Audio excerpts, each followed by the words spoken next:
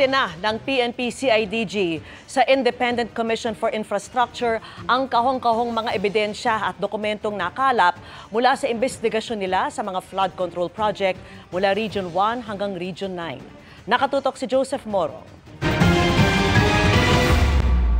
Sakay ng truck ang nasa halos 100 kahon ng mga ebidensya at dokumento mula sa Philippine National Police Criminal Investigation and Detection Group o PNP-CIDG. Sinimite ang mga ito sa Independent Commission for Infrastructure o ICI galing sa ginawang investigasyon ng PNP sa 28 na mga flood control project mula Region 1 hanggang Region 9. Ilan sa mga lugar kung saan nakahanap ng ebidensya ang PNP ay ang Sorsogon, Tarlac, Albay, Southern Leyte, Negros Island, Zamboanga City, San Juan at Maynila. Ang mga proyekto ginawa ng top 15 na mga kontraktor. Ilan dun sa mga kahon-kahon ng mga ebidensya na binigay ng CIDG sa ICI, itong tungkol sa flood control project sa Zamboanga City ng mga kontraktor na St. Timothy Construction, Alpha and Omega at ng Sunwest Incorporated. Mga nababanggit o binanggit ng Pangulo ng mga nakakuha ng mga pinakamaraming flood control projects sa buong bansa.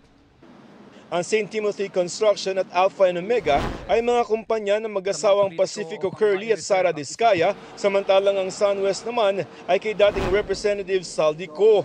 And determine kung ghost projects nga talaga yan. And then once po talagang determined as ghost projects, we will refer the matter like what we do in the previous ones. Ang tuloy-tuloy na investigasyon ng ICI nangyari sa harap ng pag-aresto sa ilan sa mga sangkot sa anomalya. That's very good. Okay. Very good. Good news for the Filipino. Noong isang linggo, inirekomenda ng ICI at Department of Public Works and Highways o DPWH na kasuhan ng plunder, graft at bribery si dating Speaker Martin Romualdez, Siko at mga opisyal ng Sunwest Incorporated at Hightone Construction and Development Corporation. Sa referral ng ICI, sinabi nito na isinimita na ito ng walang findings o konklusyon na guilty o may pananagutan si Romualdez, bagay na binigyan diin ng kampo ni Romualdez. This clear statement reinforces our confidence in the Commission's impartiality and affirms the constitutional role of the Ombudsman as the sole authority empowered to make determination on accountability.